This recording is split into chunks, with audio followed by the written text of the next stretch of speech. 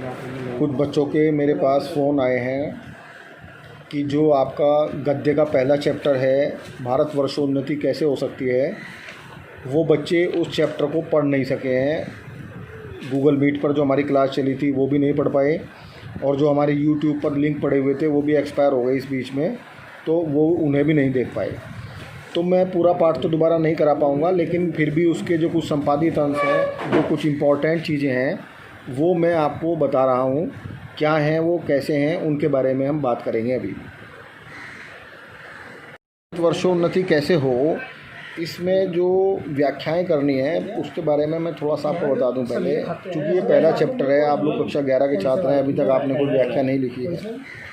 तो व्याख्या में हम क्या करते हैं कि पहले जो हमारे सवाल आते थे पुराने पैटर्न में, उसमें गद्यांश आता था।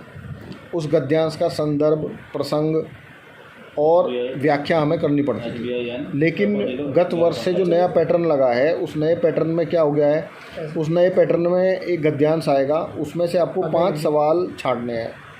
तो पहला सवाल उसमें क्या होगा, उसमें आपको लेखक का नाम लिखना है। दूसरे उसमें आपको जो है पुस्तक का नाम, और इस तरीके से जो है सवाल आएंगे। तो पाठ का नाम, पुस्तक का नाम, ये सब आपको मेंशन करने हैं। साथ साथ आपको एक पंक्ति दी हुई होगी नामांकित, उस पंक्ति की आपको व्याख्या करनी होगी। तो मैं आपको कुछ इस पाठ की इम्पोर्टेंट जो पंक्तियां हैं उनकी व्याख्या के बारे में बताऊंगा, ध्यान से सुनेंगे आप लोग। हिंदी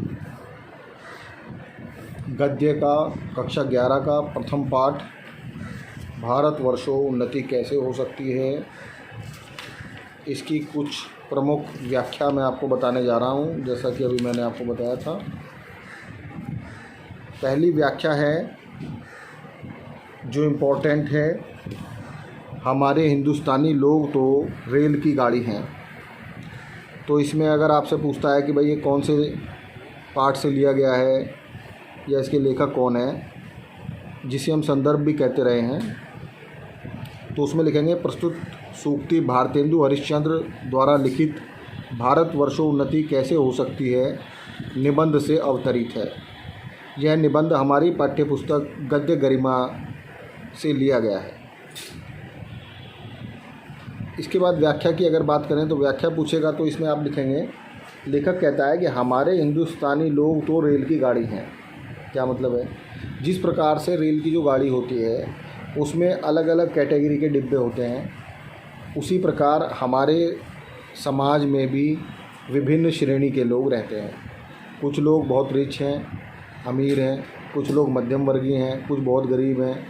तो अलग अलग जैसे रेल के डिब्बे होते हैं, कुछ एसी होते हैं, कुछ स्लीपर होते हैं, कुछ सामान्य होते हैं। तो यहाँ पर लेखक यही कहना चाहता है कि रेलगाड़ी की तरह हमारे समाज में भी कैटेगराइजेशन है।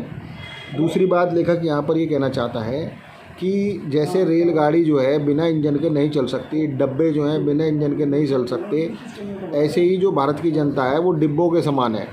उसे एक रेल के इंजन की ज़रूरत है, यानी कि नेतृत्व की ज़रूरत है। जब तक नेतृत्व नहीं होगा तब तक गाड़ी खड़ी रहेगी।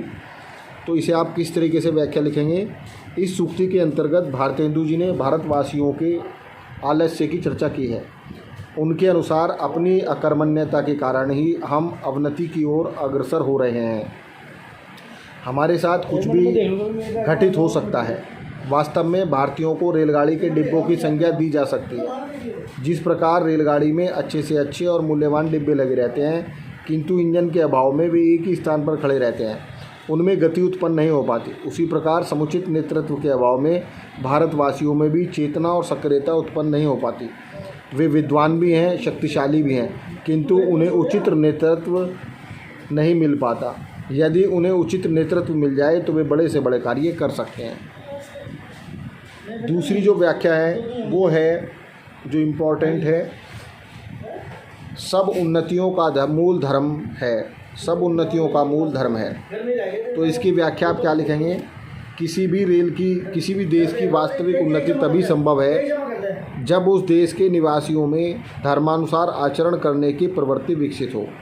मनुष्य को अपने कर्तव्यों के प्रति निष्ठा ही सबसे बड़ा धर्म है। धर्म का आशय उस आचरण से है जो समाज अपने राष्ट्र के कल्याण को ध्यान में रखकर किया जाए। प्रत्येक क्षेत्र में जब इसी कल्याणकारी भावना को ध्यान में रखकर कार्य किया जाएगा तब ही सभी को समान रूप से उन्नति होगी और सभी के जीवन में सुख और आनंद की वृद्धि होगी। समान रूप से सभी के कल्याण एवं सुख पर आधारित उन्नति होगी और वास्तविक समाज की उन्नति होगी। इसी दृष्टिकोण से लेखक ने लिखा है कि सभी उन्नतियों का मूल धर्म है। तो इसमें आप ये कहना चाहता है लेखक कि जिस प्रकार से जो हम लोग धर्म की व्याख्या करते हैं वो गलत है। हम लोग धर्म को केवल एक बात मान करके उसका आचरण करते हैं, पूजन पठन इसमें लग जाते हैं, जबकि वास्तविक धर्म जो है हमारा जो है अपने देश के प्रति भी हमारा कुछ बनता है। दूसरी बात, कभी भी धर्म हमें आपस में लड़ने के लिए नहीं कहता, कभी कोई गलत काम करने के लिए नहीं कहता, लेकिन हम धर्म की वो बात भूल जाते हैं और अन्य बातों पर ध्यान देने लगते हैं। अगली जो सूक्ति है वो है, यह त्योहार ही तुम्हारी म्युनिसिपैलिटी है।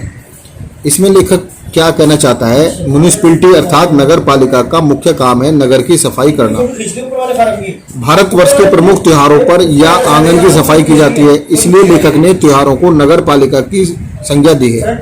भारत में दीपावली आदि ऐसे त्योहार हैं जब देशवासी अपने घरों की सफाई करते हैं और घरों का कूड़ा कचरा निकालकर बाहर कर देते हैं।